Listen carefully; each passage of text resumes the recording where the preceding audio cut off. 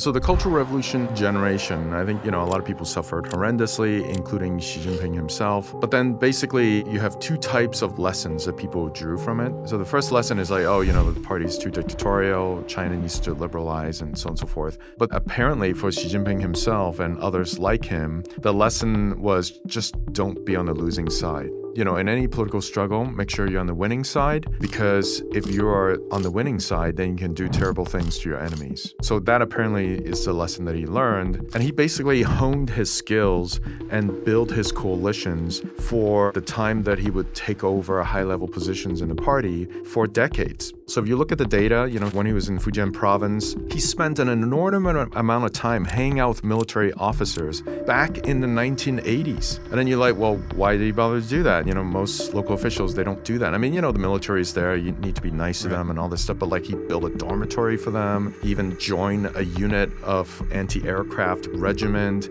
He tried as much as possible to do as much as possible with the military because he knew he needed the support of somebody in the military when the time comes. And guess what? Sort of 30 years later, when he was about to be elevated to be Secretary General of the Chinese Communist Party, many of the people that he knew back in Fujian are now generals. They're in charge of important military units.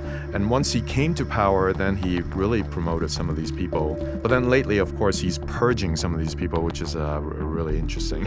Yeah.